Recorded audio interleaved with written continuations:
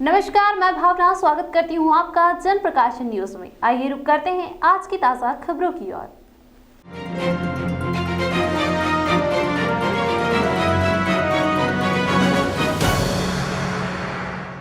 आज केंद्रीय बजट को लेकर औद्योगिक संगठनों और चार्टर्ड अकाउंटेंट ने बजट का स्वागत करते हुए कहा कि इससे इंफ्रास्ट्रक्चर डेवलप होगा और देश के विकास को गति मिलेगी। 25,000 किलोमीटर हाईवे बनने से सबसे ज्यादा औद्योगिक इकाइयों को फायदा होगा। आज केंद्रीय वित्त मंत्री निर्मला सीतारमण द्वारा प्रस्तुत बजट में देश में लघु उद्योगों को बढ़ावा देने के लिए कई उपाय बताए गए हैं। वहीं देश में स्वास्थ्य और शिक्षा पर भी बजट में प्रावधान किए गए हैं। मध्य प्रदेश औद्योगिक संगठन के अध्यक्ष प्रमोद डफरिया ने बजट का स्वागत करते हुए कहा कि निश्चित ही बजट से औद्योगिक इकाइयों को बढ़ावा मिलेगा। वहीं पीथमपुर औद्योगिक संगठन के अध्यक्ष गौतम कोठारी ने भी कहा कि उद्योगों के लिए यह बजट राहत देने वाला है। चार्टर्ड अकाउंटेंट श्री आनंद सकलीजा ने भी कहा कि बजट में कुछ ऐसे प्रावधान किए गए हैं कि आम आदमी को इससे फायदा होगा। यह चहुमुखी विकास बजट है। देखिए, अगर खाली इंडस्ट्रीज को देखा जाए तो उसके परसेप्शन में बजट अनुकरणीय नहीं रहा, क्योंकि हमारी जो मांग थी स्लैब की कि 2.5 लाख रुपए की स्लैब को 5 लाख किया जाए, ATCC को 3 लाख किया जाए, जो इंश्योरेंस है उसको कंसिडर किया जाए, एक्चुअल्स में जो पार्टनरशिप फॉर्म होती है उसका टैक्स स्लैब कम किया जाए, जो ईज ऑफ डूइंग बिजनेस में था उसको थोड़ा और ईज किया जाए, तो उनके ऊपर सरकार का ध्यान शायद इस बार न रहा। उनको ऐसा लगा कि ये जो मांगे हैं ये काफ़ी छोटी हैं, काफ़ी कम है।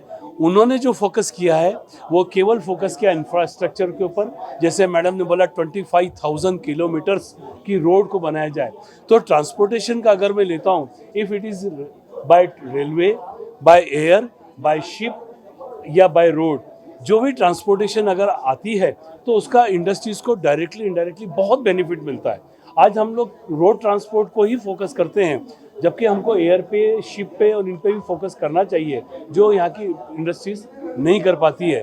तो मुझे ऐसा लगता है कि सरकार की सोच कहीं ना कहीं हिंदुस्तान को नंबर 1 लाने की रोड पे डाला गया है। आज गाड़ी को 5th गियर में उस रोड के ऊपर डाल दिया गया है कि अगले 20 साल ये इसी रोड पे चले और हिंदुस्तान विश्व गुरु बने, हिंदुस्तान नंबर 1 के पायदान पे आए।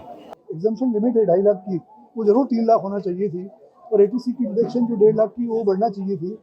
तो 30% की रेट से टैक्स लगता है 10 लाख से ऊपर इनकम पे, उसको बढ़ा के 20 लाख करना चाहिए थी। ये ऐसा कुछ भी वित्त मंत्री ने नहीं किया, तो वो एक निराशा जरूर हुई है। इंफ्रास्ट्रक्चर के लिए गवर्नमेंट बहुत प्रतिबद्ध है, तो उन्होंने बहुत सारी स्कीम्स अनाउंस करी है, बहुत सारा बजट उसमें अलॉकेट किया है। इंफ्रास्ट्रक्चर चाहे वो रोड हो, रेलवेज हो, एयर हो, सभी के लिए गवर्नमेंट का पूरा थ्रस्ट इस बजट में रहा है।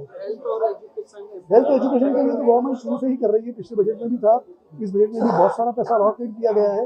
उसके लिए नई कई सारी स्कीम्स लॉन्च की गई है, और मतलब अब जो भी है गवर्नमेंट का पूरा सब चीज़ें डिजिटल पे अब जा रही है, डिजिटल प्लेटफॉर्म पे सब गवर्नमेंट शिफ्ट कर रही है और डिजिटल इंफ्रास्ट्रक्चर क्रिएट कर रही है पूरा, और डिजिटल ट्रांजेक्शन को भी टैक्स करने की बात आ रही है।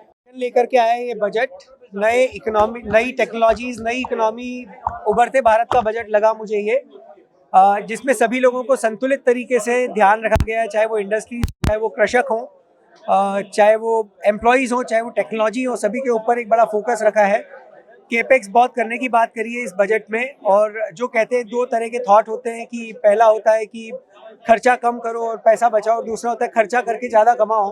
तो खर्चा ज़्यादा करके कमाने वाला बजट है ये। किसानों के लिए बात की गई है कि किसानों की इनकम, देखिए इस बजट में मुझे लगा जो कि आय बढ़ाने वाली बात करी है, टैक्स कम करने की कहीं बात नहीं करी है, कि आय बढ़ाने की बात कर रहे हैं।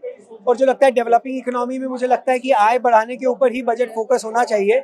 पर हाँ, यहाँ पर ये बिल्कुल किया जा सकता था कि सैलरी क्लास को थोड़ा सा टैक्स में फ़ायदे दिए जा सकते थे, जिससे वो उनके टैक्स के खर्चे कम हो सकते थे। वो उसके ऊपर कुछ नहीं कहा गया है। इंफ्रास्ट्रक्चर डेवलप करने के ऊपर 10 लाख करोड़ रुपए अलग से नोटिफाई किए, 1 लाख करोड़ रुपए स्टेट्स को दिए हैं, जो कि इंटरेस्ट फ्री पैसा दिया गया है। 15 साल में राज्य सरकारों को वापस करना है वो सेंट्रल गवर्नमेंट को। तो मुझे लगता है कि जो इस साल का GDP है, जो इस साल कैपिटल एक्सपेंडिचर होगा, उसका अगले 3-4 सालों में बहुत बड़ा फर्क देखने को मिलेगा हमको। देश दुनिया की तमाम ताज़ा खबरों के लिए देखते रहिए जन प्रकाशन न्यूज़ और हमारे चैनल को लाइक, शेयर और सब्सक्राइब जरूर करें।